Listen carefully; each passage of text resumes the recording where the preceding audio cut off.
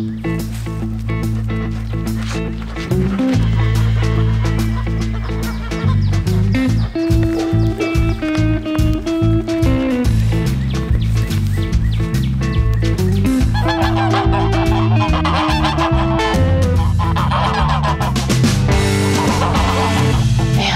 sick on the homestead is no joke.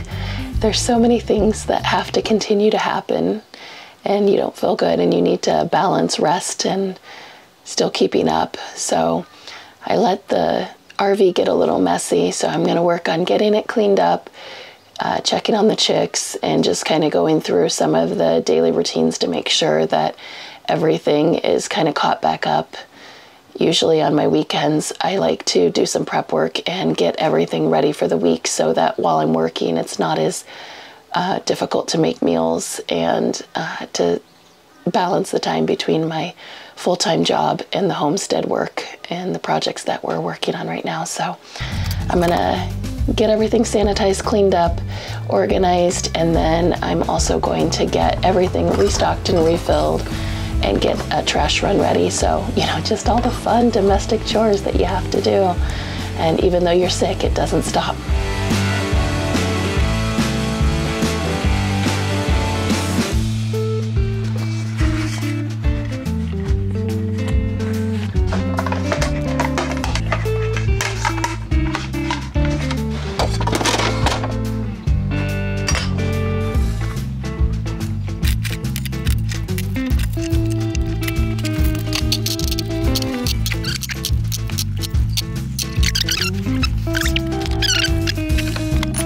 So I'm gonna make some granola, and Nate likes his granola pretty simple. It's not super sweet at all, so if you like your granola sweeter, you're gonna probably wanna add some sugar to it. So we do unsweetened coconut flakes.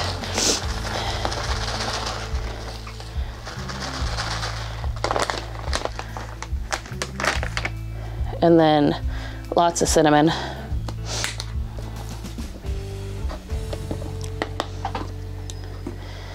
And then I'm gonna do pecans and almonds. These are just pecan halves.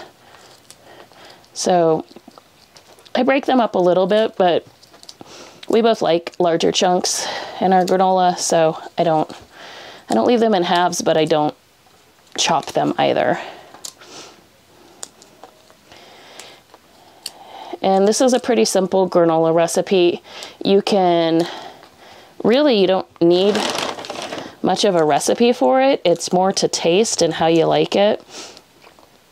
It's very easily modified. So for the base, I use instant oats. That's one thing I will recommend not to use old-fashioned oats, only because it takes a lot longer and it tends to be a little chewier. So I like the instant oats because it gets more of a crispy granola, which is what I prefer. Nate likes a lot of protein, and so I probably put more in here than most people would put in there. And then I would say, I don't know, it's a good amount of oats in there and a lot of cinnamon, some sugar, some unsweetened coconut. And then this is just honey. So organic honey, butter, 2 sticks of butter, and I put some vanilla in it. And that's pretty much it. So super simple. You can add dried fruits in here. You can add other nuts. You can add, different spices. You can put some more sugars in here. It's really up to you.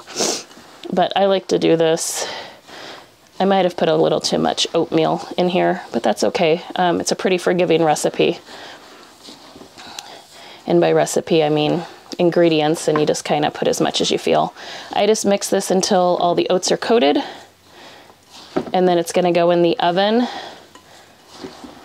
at about 250 for about 10 minutes before I flip it, stir it, and then I do another 10 minutes. All right, this is coated, this is good. It's ready to go.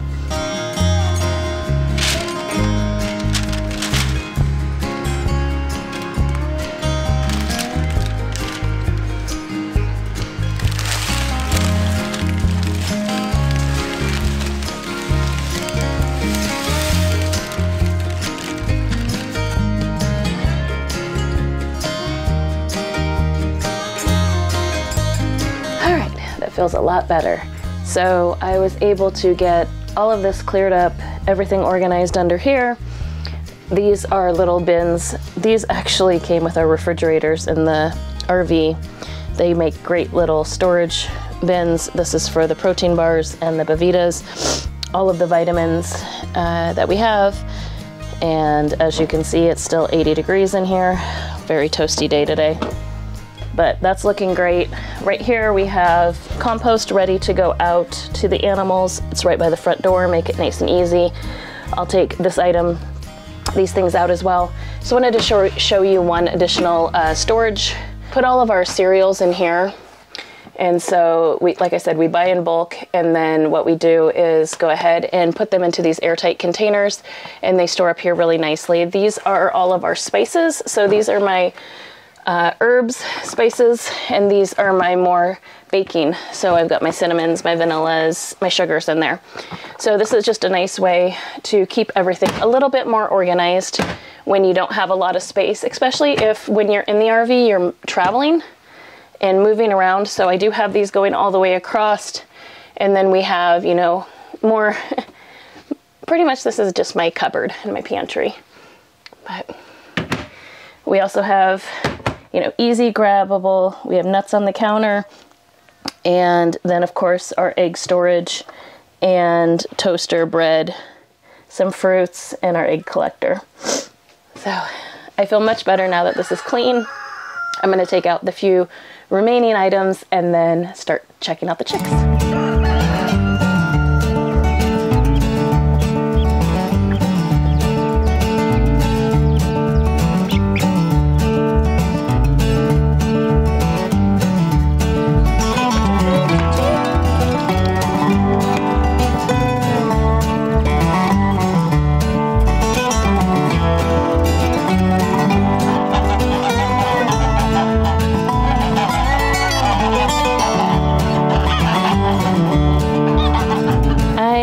The brooder here, and we emptied it out. We were able to move the chicks that were fully feathered out. They are now over in their own enclosure. So what I'm going to do is I'm going to get this cleaned out and get it ready for some of the chicks that just hatched out earlier this week. We designed it so everything would kind of fall through. We have these metal pieces on the bottom, and then we're going to put that in a tote, put that over, take that over to our compost. I'll just clean up, freshen up the water, sanitize all of the sanitize everything, and then get it ready to move the babies in.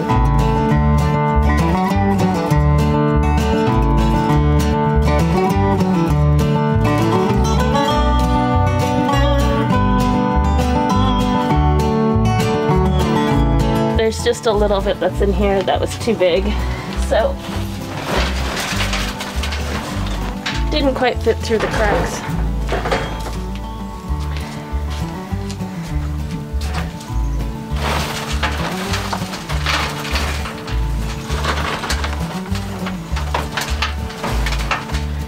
Mostly just hay.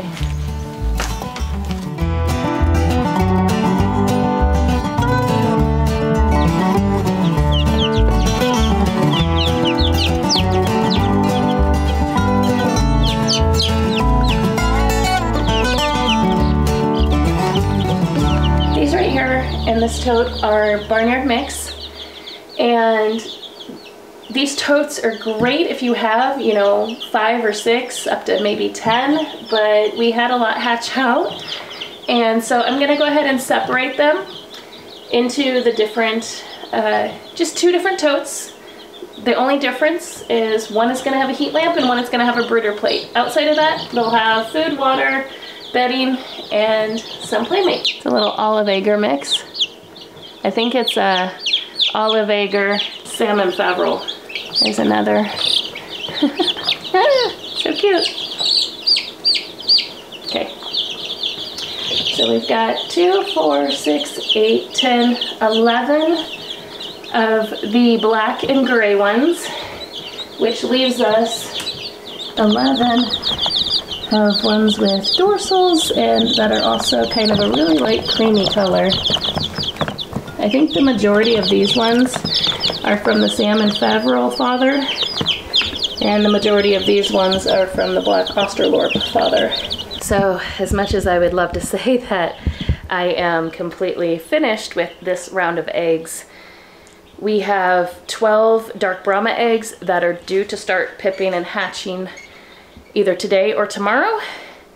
I have several eggs that didn't hatch from this last batch. I'm gonna go ahead and candle them.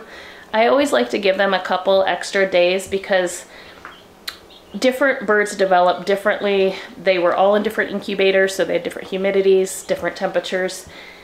And so I just want to make sure I'm giving them all the opportunity to hatch, because I had one hatch out today and it was quite a bit later than the rest of them. I have all of the chicks separated out. So I have in here, these are the dark Brahmas that hatched that were in the Vever incubator. They're in here waiting for their 12 brothers and sisters to hatch out. These are both barnyard mix, and I just separated them to give them more room, so to keep it a little cleaner, to give everyone plenty of food and water. Ended up having 22 barnyard mix hatch out of the 32 eggs that I placed. I'm not sad with the hatch out rates because I have about 10 of my free range flock that are not, they don't have a rooster with them, and sometimes they intermingle where their eggs are, so I'm not surprised that I had some not hatched. They're probably just not even fertilized. I'll check those tonight, make sure I don't have any development. Anything that doesn't show any development, I'm gonna go ahead and get rid of.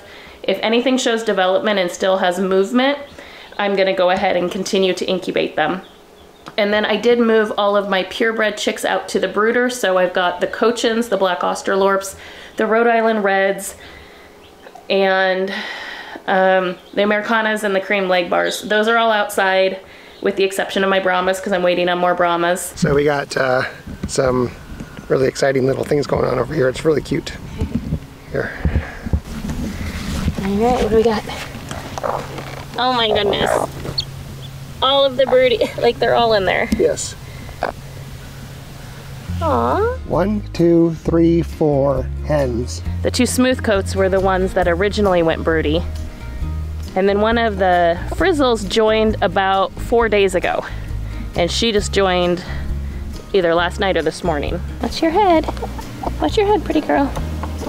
Here, maybe just do it a little bit.